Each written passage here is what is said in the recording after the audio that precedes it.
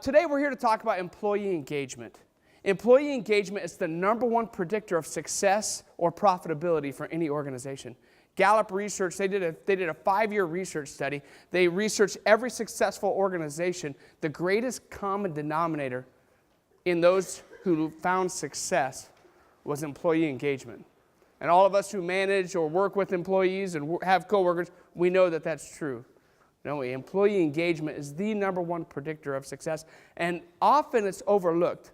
It's often overlooked because we live in more of an objective society. A plus B equals C, and here's the formulas for success. Here's the formulas on how to get your job done. If you're in manufacturing, if you do this, put this, you do this, and this to this part, it ends up looking like this shape, right?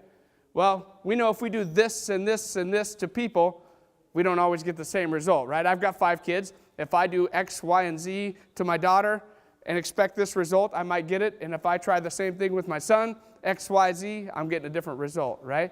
So everything in culture, especially with the emerging workforce, is differentiated. Everything has to be differentiated to the individual. And we are perpetuating that with the emerging workforce because they have received differentiated instruction since the time that they were in kindergarten. 20 years ago, we started this differentiated instruction, and now we have a culture that expects everything to be individualized for them. And so if we want to engage the emerging workforce, we have to realize that our techniques and our practices are going to have to change a little bit because they don't think that way, and they don't act that way, and they don't respond that way. So if we try the same things that we've always been doing in order to get people engaged or to feel compensated or to feel valued at their job, we're not going to get the same result that we've always gotten. Because I was talking to a gentleman last night, and I said, you know what? When you went to your athletic events, how many people came and watched you? He goes, I don't know if anybody ever came and watched me. He was raised on a farm. His parents were always working, and he would go to his athletic event. I said, how many of your grandkids' athletic events do you go to? He goes, every one. And I go, how many people are watching that kid perform? He goes, probably 5. So every time they do something significant, they've got 5 people cheering them on. And that's how they're raised. And their instruction is differentiated. And then we see them come to work for us, and we're like, they're lazy. Oh, they don't like our system, and they're disengaged. Well, why are they disengaged? We're doing stuff in a completely different way. They're not worthless. They're not trying to be. Nobody starts something to fail. They want to. It's just the culture is so drastically different than what they've experienced growing up that they can't find success. They don't feel successful, and so when people don't feel successful, they pull back. So in order to talk about engagement, I'm going to tell one more story about my kids because my kids are my greatest instrument for engagement. I can measure engagement with my kids very easily, right? And I'm sure all of you can relate. So my kids love to build forts, right? We have a basement. We have a finished basement in our house. That's where all the bedrooms are. And we have a big living room in our basement. And they'll ask me, Dad, can we build a fort? I'll say, yes. They get so excited. I mean, all 5 of them, even the 2-year-old, she's helping. And they get so excited. They start building this fort. Like 5 minutes after I give them the go-ahead to build a fort, everything I own in that house is in the middle of that living room, and it's all draped under 1,500 blankets. And there's working elevator, light switches. There's all this kind of stuff. My 5-year-old daughter's got a recliner on her back, carrying it like this, moving it, setting it down, going, okay, this is where that goes. And then they're working levers. They're doing all this stuff. And like in 5 minutes, it's all done. And they got their blankets made underneath, and they're camping. I'm like, wow, that was amazing. That was amazing to see all you guys accomplished in 5 minutes. Then they have fun. They play. They do all that stuff. Show amazing feats of strength and ingenuity and creativity. And the next day, I'm like, kids, let's clean this up. By the end of the cleanup, by hour 9 of cleaning this mess up, I'm like, you pick that up and move it there right now, or I'm going to, and each kid I'm directing and I'm yelling at, and I'm like, you get that done now. We can't wait. Let's get this done, right? That's the difference. We're going to talk about 4 levels of engagement. Whew, I about blew a blood vessel. You guys can see how I act at home sometimes with 5 kids. That's how we measure levels of engagement. We went from one extreme, what I call actively engaged, which is what we want, which is what we desire, and it's when we're most profitable and we feel most successful, to the other one, which is actively disengaged. So let's pretend that we had to take everybody in our organization or our team, so whatever that looks like for you, if that's 20 people, 10 people, or 500 people, whatever encompasses your organization, and we were to tie a rope around that organization, right? So everybody's inside the rope. Everybody has to be inside the rope, and this is where we currently are, and let's say we want to go this way, okay? So this is where we are today. Everybody, this is what we have to get done, so let's move this direction. The first level of engagement we want to talk about is actively engaged. Actively engaged people are right up here at the front. Actively engaged people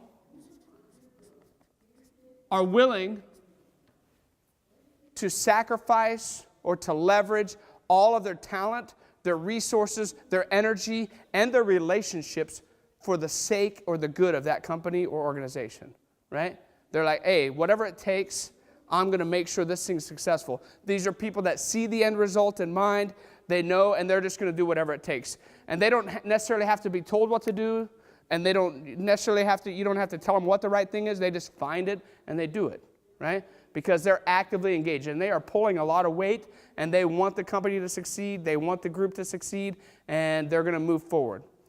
So we're going to talk about three levels of engagement, or three types of foundations for engagement, three foundations for engagement, but we're going to talk about four types of engagement first. So actively engaged people are those who are willing to leverage everything for the sake of the organization.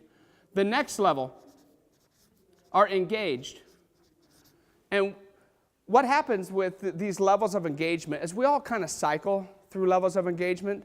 Some of us are actively engaged at work today, and maybe something happens and we're not quite as actively engaged tomorrow. Maybe we slip back to an engaged, and we'll talk about that. As managers and as leaders, first thing we need to do is learn how to identify what level of engagement the person that we're talking to or we're trying to lead is in, and then we need to figure out what leadership component they're missing so that we can meet that need for them to get them engaged. So, engaged people aren't up front pulling a rope, but they're not far behind, and they're just kind of right in here, and they're doing what they're asked, and everything that you ask them to do, they'll do.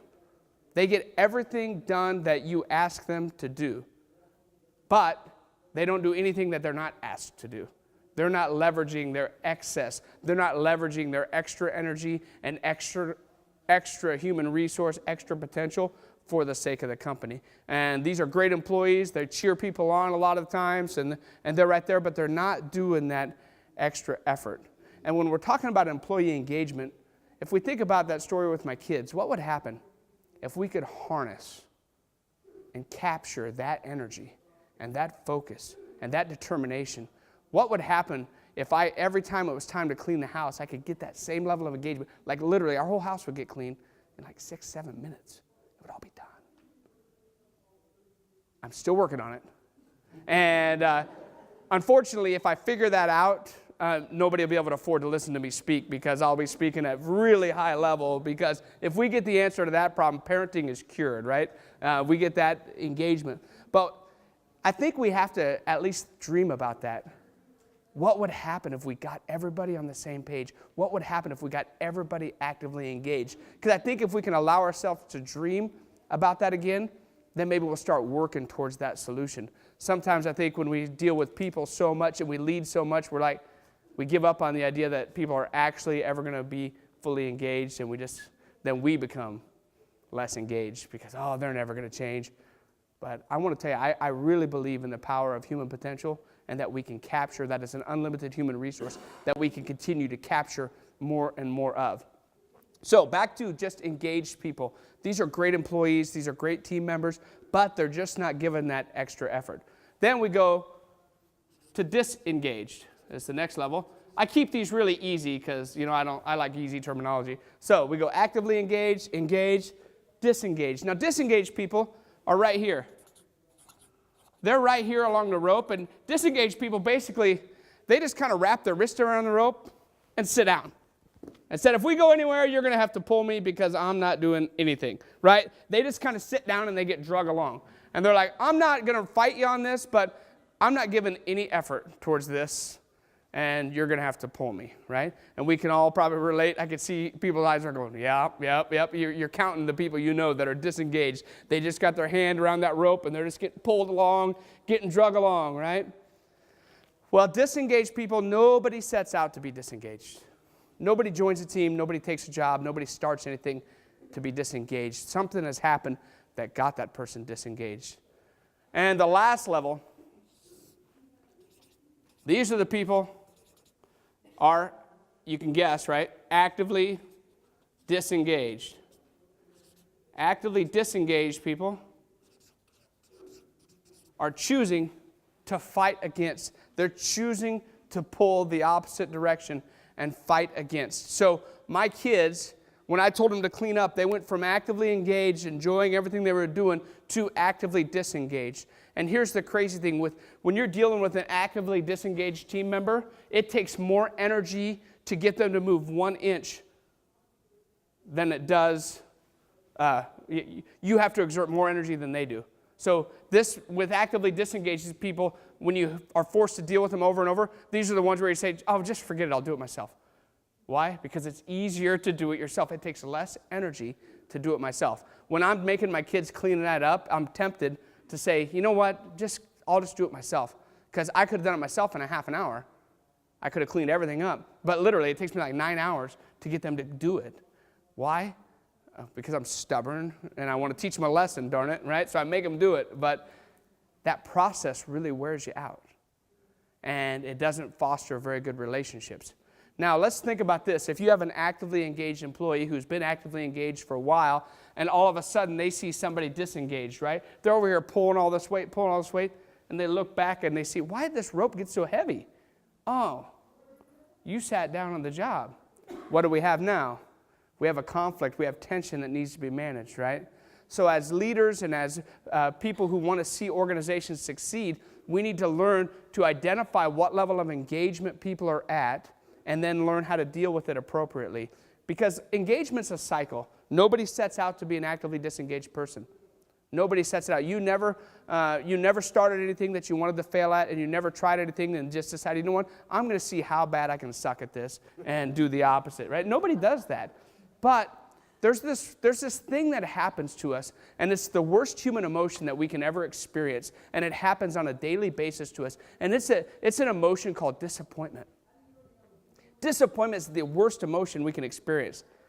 The reason it's the worst is there's no counter energy that goes with it. You know, if you get angry, right? If you feel the emotion of anger, you get a burst of energy with it, right? And if you feel really sad, you weep and you cry, right? And so there's a response. If you feel joy, you're excited and you have lots of energy and you're smiling, right? But man, when disappointment hits, there's nothing. There's nothing. It's just an emptiness, and it's a nothing. And what happens when somebody invests something of themselves into an organization and their expectation isn't met, they begin to experience disappointment. And disappointment is such a terrible emotion that even without realizing it, our minds tell us to disengage so that we don't feel it again, right? Now, who here, if we're honest, has ever found yourself actively disengaged against something in your life? Something you chose to be a part of. Now, did you set out to be actively disengaged? Right? How many here, you don't have to raise your hand, but think about this. How many are actively disengaged against the United States political system right now? Right? Like if we were to poll everybody here and said, hey, what's your engagement level? How much positive energy are you exerting towards talking about our political system? Right? Now, we're all Americans, right? And we all want the United States to succeed. Nobody wants it to fail, right? But we have decided that it's better to fight against some things than, right? It doesn't mean we're bad. It doesn't mean we're wrong. It means we've been disappointed by something that we put a lot of trust in. And so I want us to think about, when we're dealing with human beings, that these are human beings that have potential, they have hopes, they have dreams, and these are people that want to succeed and want to have their expectations met, and they want to be actively engaged. Anybody that you see that's disengaged or actively disengaged has been disappointed by that organization. That's why they're there. They've been disappointed. So the first thing, if we're going to change our culture or impact our culture when it comes to employee engagement, is we have to realize and have some empathy for the cycles of engagement and realize that we're one or two disappointments from being disengaged with other people, right? So if I'm actively engaged, doing all that I can, and then all of a sudden I give all that I can and I fail, and I'm not really an overcomer. Like if I fail at something, if we look at athletics, like let's say I just bust my butt for 6 months trying to earn a starting position on a football team, right? I wanted to be quarterback. Well, I'm 5'4". I'm not going to be the quarterback, but I try really hard, right? And I try to be the quarterback, and I do everything in my power to do it, and then the announcement comes out that I didn't get it. I'm still on the team, but I didn't get what I wanted. Am I going to be actively engaged the next day? Probably not. There's a good opportunity that I'm going to be engaged, right? I'm still on the team, but I'm not going to try near as hard because I tried my hardest and it didn't benefit me at all. So then I'm just engaged and I'm walking along and all of a sudden I'm engaged and the coach goes, "Hey, Erickson, you're not giving the same kind of effort you gave yesterday. You better get with it." I'm like, well, so I'll show you effort or lack of effort. Sit down on my butt, right? And now I'm getting drugged. I'm disengaged. And then now I'm the guy yesterday. They were commending me how hard I was working. Today, I'm disappointed. I'm having a bad day, and I'm disengaged. And now they start yelling at me, telling me that I better shape up or I'm off the team. So now what am I? Actively disengaged. Well, man, that coach is a jerk. I don't like him. And that could all happen in 10 minutes. It could happen in a year, or it could happen in 10 minutes. That's what happens with engagement. Nobody sets out to be actively disengaged. Things happen. They get disappointed, and they turn that way. So the first thing, if we're going to change things and we're going to make sure that people are engaged, we need to have some empathy of this engagement cycle and realize that we are just as guilty as somebody else, because we've all been here, right? We've all became disengaged against something that we like. All right, so now, oops, nobody can probably see that. So, the 3 factors for engagement, the 3 keys, three things we got to have to make sure people are engaged. And these are 3 basic human needs that everybody needs to feel. Because when you're making a decision, if I were to draw a line right here and crossing this line was me being fully engaged in an activity or fully engaged on a team, it's like when I first hear about the team, I'm thinking about stepping across the line, right? So the first thing that people need to have is, and these also go with the 3 leadership styles. So I'm going to be talking about leadership styles as the keys to engagement. Okay, so there's 3 leadership styles that every team needs to have present on that team in order for people to be actively engaged. And the first one is visionary.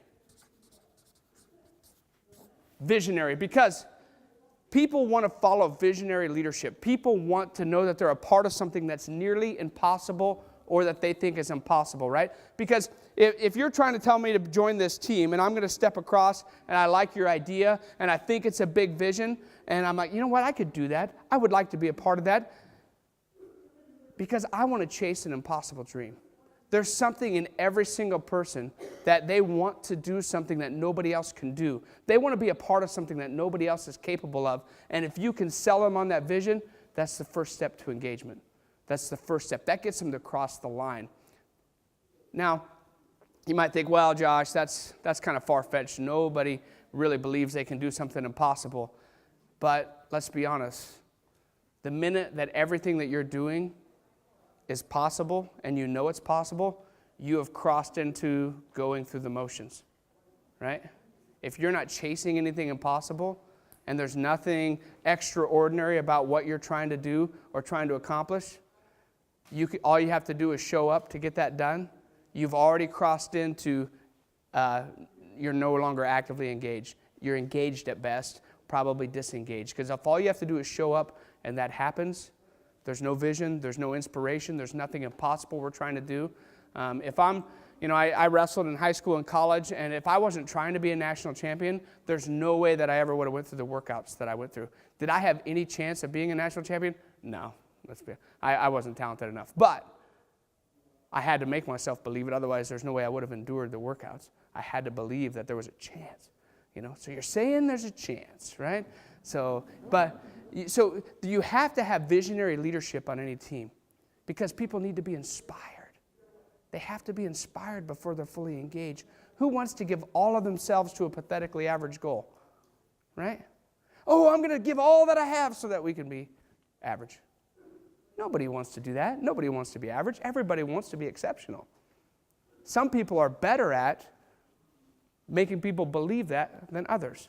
Now, when we're speaking of visionary leaders, I will tell you right now, you can probably guess, I've coached lots of sports. I still coach. This is actually my first year of not officially coaching wrestling at UNK. I'm a consultant for UNK now, so I can't actually be on the coaching staff. But I'm a visionary leader. I have a way of inspiring people to believe they can do the impossible, and everything that I do inspires people. Now, I've got a lot of great things. There are so many great things about being a visionary leader, but guess what? With every great strength, what is there also? A weakness. So if we have only visionary leadership, so I'm telling you this is the first step, but if I'll tell you my own experiences here. Here's the group. If I'm a visionary leader, here's the group, right? This is where we're going. I lead from right here. This is me leading the team, right? I'm way out in front saying, hey, it's great over here. Everybody come this way. This is where we're going. We're going to get there. It's going to be awesome. Our lives are going to be so much better, blah, blah, blah, blah, blah, blah, blah, blah, blah, right? I just constantly am thinking ahead and constantly telling people, hey, we're going to get there. It's going to be great. And it inspires people, and it gets people moving fast. And I live my life at a very fast pace, and people who try to live life with me usually get tired. They have trouble keeping up with me. Why? I don't know. Because I do too much stuff and I move too fast. And so what happens is if I'm left, and I've tried to lead my own teams and tried to lead my own businesses all by myself, and it doesn't ever go well over the long run. It starts off like gangbusters. Everybody's like, this is awesome. We're going to conquer the world. And then they always say the same thing to me. Josh, when it gets tough, I sold them on this vision that we were going here. I forgot to tell them about a few of the obstacles and the minefields and the pitfalls that we were going to have to go through in order to get to that place. I just failed to mention that. So in the end, they kind of feel manipulated, and they feel like I lied to them. And this happens to me over and over as a visionary leader. People think that I'm lying to them or manipulating them because I inspire them to do something, right? And so what happens to the team is it gets all strung out like this. I get a few people who believe me, and then the rest of the people are indecisive, and then people become actively disengaged against me, and they start fighting against me, and then we separate.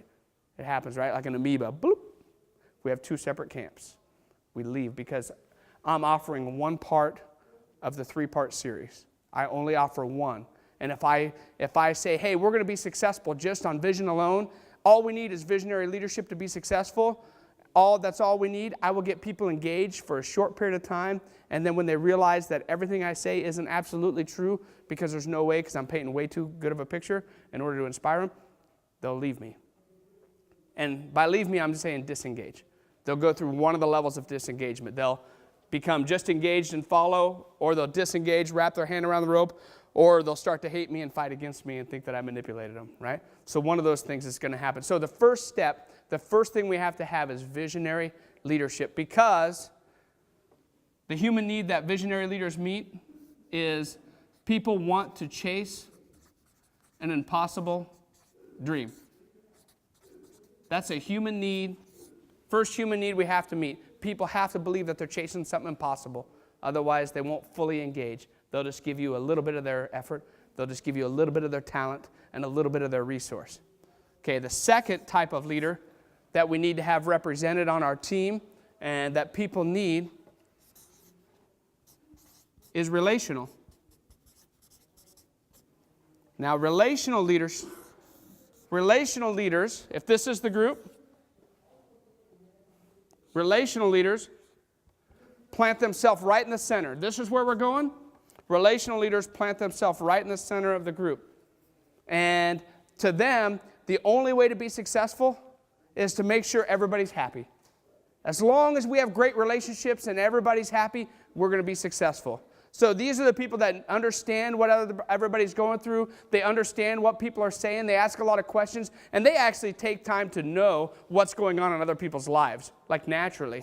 Like, to be honest, if we're having a conversation and you're on my team and I'm asking you a lot of questions about what's going on in your life, I'm probably just trying to be nice because it's not my first way I think.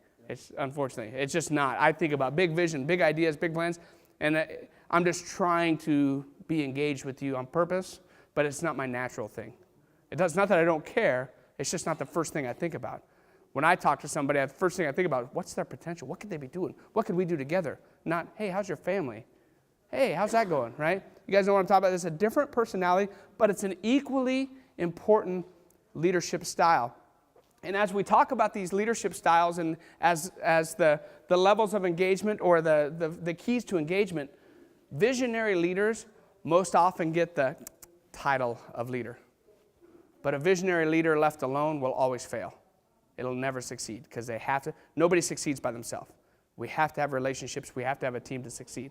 So relational leaders, they believe that the only way to succeed is to have everybody together at one time, and everybody needs to, hey, even if we got to slow down a little bit, as long as we're all together, we're going to find success. So let's go, everybody. Let's hold hands. Let's get along, and let's make sure everybody's moving together, and we're going to be successful together. And now, if a relational leader is trying to lead an organization and left alone, did they have any chance of success? Do they have any chance to get to this destination? No. Why? Because they got people in their way. People are dysfunctional. They got all kinds of problems, right? And so here's what relational leaders do. Hey, we're going to go that way. It's like, hey, kids, look, Big Ben Parliament, right? They're stuck in a circle because they're always trying to solve the people's problems. Are their problems ever actually going to be solved? Is the whole team ever going to be totally functional at one time? No. And so they'll say, okay, as soon as I get this person on board, then we're going to move forward. And then, oh, okay, I got that person. All right, now this person's not happy. They end up going in a circle. They manage okay, but they're not growing and they're not moving forward because people are in the way. Now, me personally, as a visionary leader, if I have to lose a few people in order to accomplish my mission, I'll do it. We got to give up a few in order to make it. That's all right with me. And the relational leaders, and they're like, you jerk. I can see it. A few people are looking at me like I'm a jerk, but it's true. It's just how I think. Even if we're good friends, if I have to eliminate my friendship with somebody or fail, I'm gonna cut that friendship immediately. I'm not gonna fail. I'm gonna hit my mission. That's most important to me. It doesn't mean that the friendship wasn't important. It's how I think. Now, left alone, I'm not gonna have any friends, right? But here's the great thing about creating this atmosphere of engagement is, as a visionary leader, I need to find one relationship. I need one good relationship, but guess who that needs to be with? This relational person. So I grab a relationship with this relational leader. Guess what they do for me? They keep the whole team happy. And although they're going to say, hey, Josh, you need to slow down a little bit, but you keep running ahead, and I'll make sure everybody gets where they need to go, okay? Don't worry about it anymore. I'm like, don't worry, I wasn't. But I'll make sure they all get where they need to go, right? And all I have to do is have time for one relationship then, and then that team is all coming with me. And it keeps the team, that relational leader keeps the team from thinking I'm a jerk, thinking I'm too ambitious, thinking I'm manipulative, because I keep a positive relationship. And when the team starts to feel that way, they say, no, hey, he's just being the way he is. We need to be the way we are, and we're all going to succeed together. Because I make a team move fast, I make them believe, and I inspire them that they're going to do amazing things, but I wear people out, and I don't have enough time for relational connections. So when I have a relational leader paired with me, we get both of those going on. We're inspired, we're energetic, we believe for the impossible, and we meet the other human need. The second human need is an intimate connection.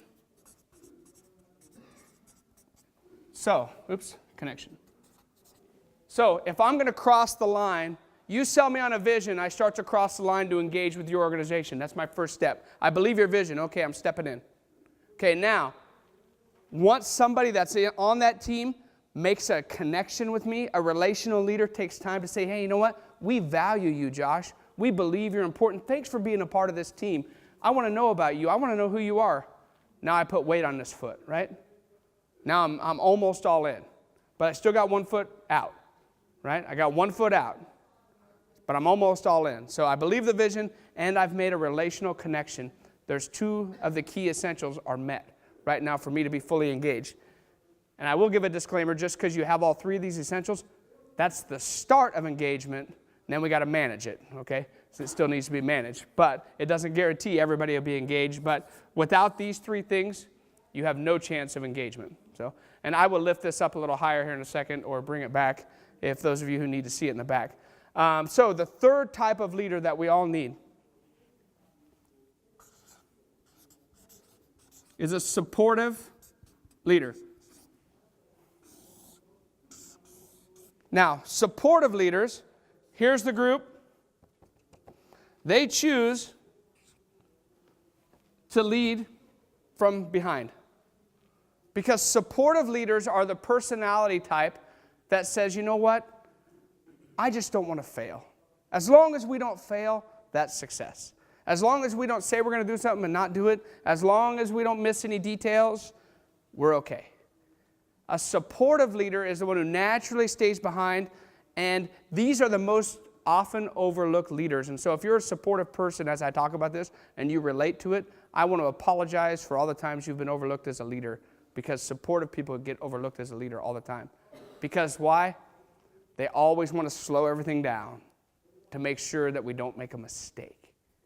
They want to make sure that nothing, every I is dotted and every T is crossed. And a lot of times, for me, if I'm a strong visionary leader and pulling hard this way, and I'm actively engaged with this new vision, even if the supportive leader believes and is engaged with me, what does that look like? They ask, how's that going to work? Have you thought about this? Have you thought about that? Wait, that sounds a lot like my marriage. Wait, so I'm visionary and my wife's supportive, so we go through this a lot. But the balance is where we find success. So she always asks me questions. She resists. How's that going to work? Have you considered this? Have you considered that? And I'm like, don't you want to do this? She goes, yeah, I do. Well, you sound so negative. Well, I just want to be realistic. Like, it's not going to go the way you say it is. It never does. You always paint this great picture that it's going to go this way, and you forget to mention this, and this, and this. And she helps meet this last human need that people need to have before they'll join a team. And that is, everybody needs to know that they're not going to get left behind. The third need that needs to be met in order for people to fully engage, they won't get left behind. Won't get left. So, I believe your vision, I step into the organization. Somebody intimately connects with me, I put some weight on it. I still have one foot out. Once I look around and I believe the systems and the structure are there to help me and that nothing's going to get overlooked and we're not going to fail, I'll step all in. I have to believe we're not going to fail, and I have to believe I'm not going to get left out in the cold. Otherwise, I won't fully engage. You won't get access to my talent, to my personal energy, and to my personal resources until all these three things are met. Because these are needs that I have as a human being. I need to be chasing an impossible dream. I need to feel an intimate connection, and I need to know that I won't get left behind. Now, I'd like to tell you that I had a stamp system like manufacturing to say, okay, you make sure they're chasing the impossible dream. Boom. You make sure they feel an intimate connection, and you make sure they're not going to get left behind. So we could have these three conversations, boom, boom, boom, and now everybody's actively engaged, right? Once again, if I were doing that session, you wouldn't be able to afford to listen to me because I would have all the secrets to the world figured out. I don't. What I do know is that this is the start. If we can learn how to do these three things, and then we can differentiate it to each person. It has to be differentiated. Every person needs to experience this a little different. What an impossible dream is and making somebody believe in an impossible dream, I could share the same impossible dream to everybody right here and get half engaged maybe, but the other half it's going to take something else. It's going to take a different goal. It's going to take something, and I need to figure out what that is. But I'm good at that. If I don't have to worry about all this relational garbage, I can make sure everybody believes the vision, right? And so, but I need to trust that the relational leaders are taking care of all the relational stuff. Because if I sell somebody on a vision and then nobody feels intimately connected, they're going to give up and disengage with me. And if the relational leader and the visionary leader are working together and they forget all these details, and then all of a sudden stuff gets overlooked. Oh, people forgot I was chasing this vision and these relational people make sure everybody felt good, but we forgot to write paychecks. Crap. Right? What just happened? Did we lose our team? right? We need those supportive people making sure that the details get met, right? Which is crazy. I left town the other day. I own a couple companies, and one of them I do payroll every other week, and I left town and forgot to sign payroll checks. It's like, that was a bad deal. I had to turn around and come back. I was late. I was at a speaking engagement. I had to call. I'm okay. As a speaker, do I call and be late for my presentation, or do I save my company? So I had to, right? Because what would have happened if I hadn't signed those paychecks? I was gone for 3 days, so I'd have been 3 days late for the paychecks. And my supportive staff person calls me, "Hey, Josh, did you leave town?" I'm like, yeah, the paychecks aren't signed. I'm like, turning around right now. So, but it was the partnership that makes sure that things get met, right? And so if we want to learn to capture all this energy that people have, and we want to harness it, we have to get to that point. We have to learn how to get to the point to meet all three of these needs. We have to have visionary people on the team. We have to have relational things in place. And we have to have supportive leadership in place. And when all three of these people work together, and I say people, but it's a character trait. I'm using a person to say it. It might be a team of visionary. It might be a team of relational. It might be one or more. If you're a small team, you might have to fake it and be, you might have to be a supportive person for a while because you know that your team needs it. But eventually, we want to get to the point where we're just living ourselves, right? And ultimately, to be successful, I've got to be allowed to be visionary. If you try to make me a supportive person, we're going to fail because I'm not supportive by nature. I can maybe fake it for a little bit, but I can't for very long.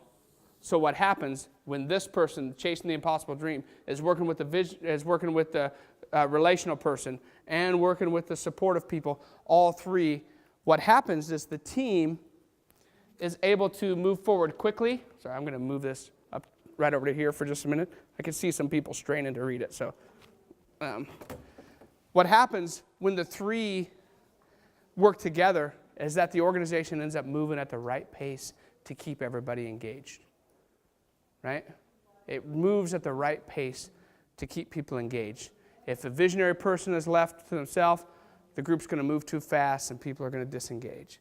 If the relational person, it's not going to move forward at all because they're going to be chasing their tail in a circle trying to chase people around. And if we don't meet the supportive need or the supportive people are left all alone, if you're having just strictly a supportive leader on your team, you'll actually move backwards. Because they'll get safer and safer and take less risk, right? Because all they want is risk minimization. And so that ends up moving backwards, getting smaller and smaller. But when all three work together correctly, you have a great atmosphere for employee engagement. You've created the foundation necessary to get people excited about work. Because what do they want? They want to know they're doing something important, valuable, impossible. They want to know that people care about them and that they're appreciated for who they are as a person, not just for their job, right? They want to know that, man, I matter here. Not the 10 hours a day or 8 hours a day I put in matter, but I matter to this organization. And they want to know, if I do this, I'm not going to get left behind, am I? I really don't want to be disappointed again. So, as leaders, as people who care, we need to take a look. Who's actively engaged on our team? If you have actively engaged people, somehow they have felt all three of these things as a part of that team. They believe in the vision. They feel an intimate connection to it, and they believe that the organization is not going to leave them behind. If you have just an engaged person, they're missing at least one of these. They've been disappointed in one area. Either they didn't get something that they were promised, so there was a detail that got missed, or they had a bad relationship with somebody, right? Maybe they used to have a coworker that liked them, and then there was a gossip thing, and so they disengaged because of gossip. I know that never happens, right? So how do we manage all that? Like I said, I wish there were a one stamp this, stamp that, and this is what you get, but it's like raising kids. It doesn't happen that way. You have to differentiate everything to every person. But I've developed this little system of measuring engagement right here with the three things that we need to have actively engaged people as just a system to say, you know what, at least in my mind, I can quickly evaluate what thing that people are missing. I can evaluate if they're not actively engaged, and it's pretty easy. think of some people on your team right now. So think of 4 different people on your team and identify where they're at. Actively engaged, disengaged. It's pretty easy. You can see the characteristics where they're at, right? Now, evaluate yourself first. I guess first and foremost, we need to evaluate ourselves, because if I'm disengaged against my company, maybe this is just for you so you can become actively engaged and you can figure out what things your company needs to get you actively engaged. But this system is for that. It's to say, you know what? Here's where this person's at. Here's the 3 things that they need. Which one of these things aren't they getting, and how can I solve that problem? And the other part of this engagement puzzle is knowing where you play your part. How do I fit in to solving this engagement problem? How do I fit in? Well, I'll guarantee you the best way for you to fit in to this whole thing is to identify what type of leader you are. Because obviously if you're here, whether you have a title of leader or you feel like you're a leader or not, you are. Because when everybody leads, everybody wins. And a leader is anybody who sees where the organization needs to go and makes a decision to get it there. You can look, boy, am I a supportive person? Am I more relationally driven, or am I more visionary driven? And do that. If you're naturally visionary, spread that around to the company. Can you believe what we're doing? I think we're going to set sales records next year. I think we're going to do this. Hey, can you believe our technology? We are surpassing everybody else on the planet in technology right now. Do you understand where the CEO wants to go with this? It's going to be awesome. If you're a visionary person, this is the kind of language that your company needs you to have in order to solve this engagement problem. If you're a relational person, you need to ask questions about how people are doing in their personal life. You need to say, hey, how are you? Because I guarantee you, so Chris, if I start doing that to you, you're going to know it's fake over time, because, oh, you don't really care about. I was like, no, I'm visionary. That's what I do. My best asset to any team is to be the visionary. It's my best thing. Can I do the others? Yes. Am I an awful person because I don't really care about the intimate things? No. But I'm visionary. But the people who are naturally more intimate and just naturally care, that's what they need to be for their team. And if you're naturally a supportive person, you need to stand up for yourself and say, hey, I am a leader. I'm just making sure that you don't screw it up for the rest of us, right? So my wife has the guts to say that to me. She goes, you're going to screw this all up if you don't let me slow you down a little bit. And we've learned from experience that she's right. I've screwed more than one thing up. But she needs to say that. She needs to have the voice. You need to have that voice. If you're a supportive leader, the best thing you can do is make sure that all the details that need to be in place in order for your team to be successful, that's the most important thing that you can do. So here's the good news. To get people engaged and to get your team as fully engaged as it can be, the only thing you have to do is be the best you that you can be. You just have to be yourself and do it well. You have to do it well. And you have to have some empathy for the people who aren't doing themselves very well, right? So you have these other people who, they didn't choose to be actively disengaged against the company or the group or the organization. They didn't. They just got disappointed. And they don't know how to deal with the disappointment. So they need some help being redirected. So we need to help manage this engagement cycle. And one other thing I want to talk about engagement is that the engagement cycle happens just within our company, right, or just within our work, and we can evaluate people. But also, if we were to apply this to every area of my life and every area of your life, is it possible to be actively engaged in every single area of your life at the same time? It gets tough, doesn't it? Like, I'll tell you, when I am actively engaged in my work, and I take every opportunity for growth that I see, and I meet every demand that's required of me for my work, do you think I'm actively engaged as a father that same day? No. I have to sacrifice some things once in a while, don't I? So I want to be the best father in the world, and I want to be the best husband in the world, but I'll guarantee there's a lot of days when my work demands more of me than I have to give, and so I do that, and then I feel like I'm not as good a father. So we need to consider that too, that when somebody's going through a personal trauma or a home trauma, then they become, if they're an actively engaged person and they become a little disengaged, if a visionary leader, if I'm left, I don't know that their mom's dying or that somebody in their family's going through cancer, and I say, hey, your performance, you're not meeting your performance objectives, let's get after it. Remember, we're going to conquer the world. Was that a very good message that day? But the relational person, yes. I had an experience like that the other day where my boss is probably what you call a visionary. And I was aware that one of my peers' dog, 15-year-old dog, had been put to sleep the night before, and he was suffering from it. And I'm more the relational guy. I noticed this and care. And I noticed the big boss kind of being short with the other guy. And I sent him a little note, hey, did you know that his dog died last night? He kind of moved. I didn't tell him, picking on him, but I think what you're talking about. Oh yeah, that's and like, I know he doesn't. I know he cares, but not that much. Yeah, and that's where it's really well, and that's where it's really a team effort. Like it's well, he cares that it happened, but he wouldn't care enough to discover that information. I didn't say, hey, be nice to him. I just said, are you aware this happened? He goes, I didn't know that. Thanks. Yep. I'd love to have you on my team. So here I am. Letting me know things like that. Say, hey, you probably didn't notice this, but. And here's the thing, too, to keep people actively engaged, all three are equally important. Visionary, relational, and supportive are all three equally important for the team to be actively engaged and to reach their destination. There's not one is not more important than the other. But I'll tell you, the visionary is almost always the titled leader because they're the most obnoxious and loudest person in the room usually. So that's why.